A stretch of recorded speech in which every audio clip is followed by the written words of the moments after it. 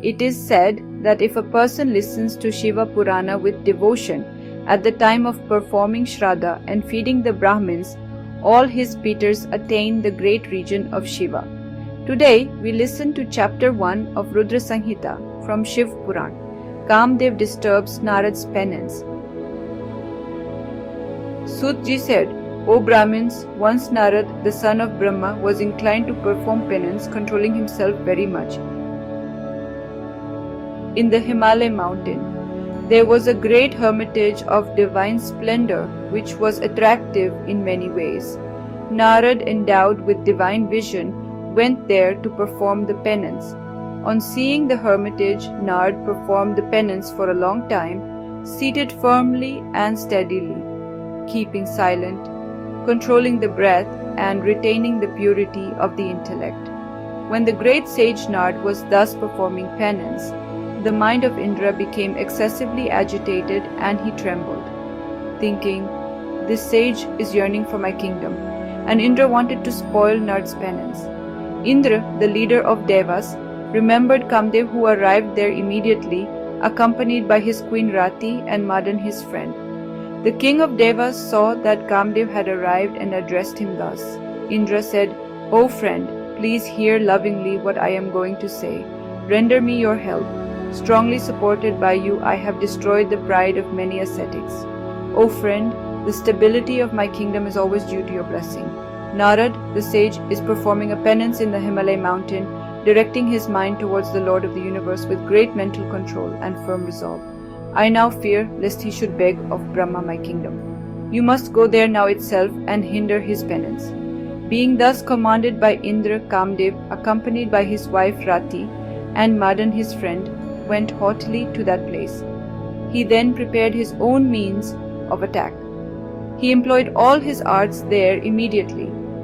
Madan too haughtily spread his prowess of diverse nature. O great sages, the mind of the sage Narad did not waver. Only the arrogance of these fellows suffered a setback, and that too by the favor of Mahesh. Please listen to the reason thereof, O Shaunk and other sages. By the controlling power of the Lord, Kamdev could not exercise any influence. It was in this very place that Shiv, the indefatigable enemy of Kamdev, had formerly performed a great penance. It was here that Kamdev was reduced to ashes. Rati wanted the resuscitation of her husband Kamdev and requested the Devas. They appealed to Lord Shiv, the benefactor of the whole world, who said thus, O gods, after some time Kamdev will come to life again, but none of his tricks will succeed here. Whatever space all round this spot is visible to persons here will be out of the influence of Kamdev forever, O Devas. It was due to this statement of Shiv that Kamdev's wiles did not prevail upon Narad. From Shiv's abode, Kamdev went to Indra. Kamdev then narrated everything about the sage and commended his power. At Indra's bidding, Kamdev returned to his own place. Deluded by Shiv's Maya, Indra was unaware of the true facts and was greatly surprised, and he admired Narad. Shiv's Maya is incomprehensible to all. The whole universe is deluded by it. Only the true devotees of dedicated souls escape. Backed by Shiv's blessings, Narad stayed in the hermitage for a long time. Then, realizing that his penance was complete, the sage concluded the same. Thinking that he had conquered Kamdev, he was puffed with pride. He was devoid of true knowledge and deluded by Shiv's Maya. O great sages, blessed and very blessed is Shiv's Maya. Even Vishnu, Brahma and others do not know the turn it takes.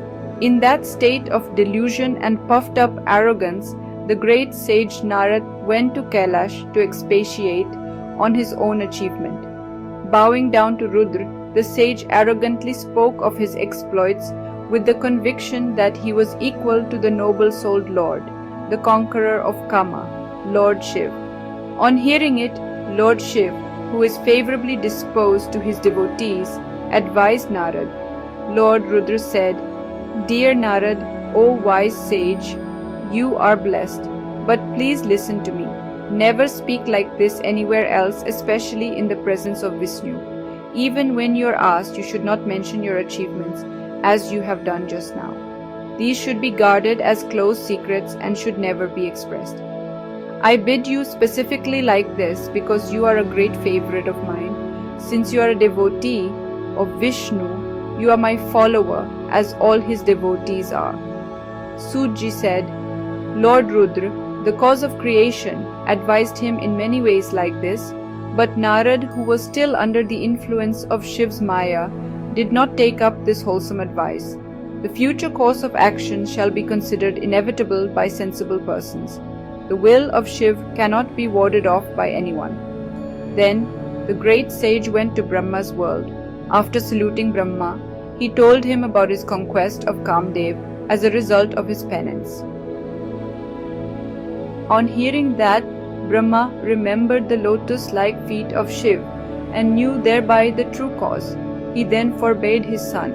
Although foremost among the wise, Narad did not take up the advice of Brahma as he had been deluded by Shiv's Maya. The sprout of arrogance had been so fixed in his mind. Everything will take place in the world in the manner Shiv wills. It is true that the entire universe is dependent on his will. Narad hastened to Vishnuloka in the same state of senseless arrogance to boast of his exploits in the presence of Lord Vishnu. When Vishnu saw Narad approaching, he could guess the purpose of his visit.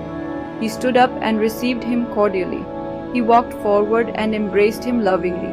He made Narad sit comfortably. After remembering the lotus-like feet of Shiv, he frankly uttered these words intended to quell the arrogance of Narad. Lord Vishnu said, O dear Narad, foremost among sages, you are blessed.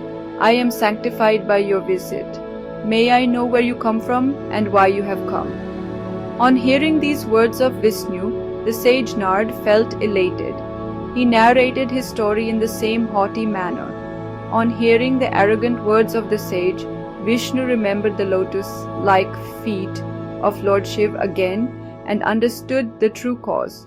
Lord Vishnu, a leading devotee of Shiv with his soul dedicated to Shiv, bowed his head and eulogized Parameshvara, the Lord of the holy mountain, with his palms joined in reverence. Lord Vishnu said, O Lord Mahadev, Parameshwar, be pleased. O Shiv, thou art blessed. Thy Maya enchants everyone. Having thus chanted the prayer to Shiv, the supreme Atman, he closed his eyes and meditated on his lotus-like feet and stopped. On coming to know what Shiv was about to do, through Shiv's bidding, he addressed the great sage pleasantly. Lord Vishnu said, O foremost among sages, you are blessed. You are the storehouse of austerities and large-hearted.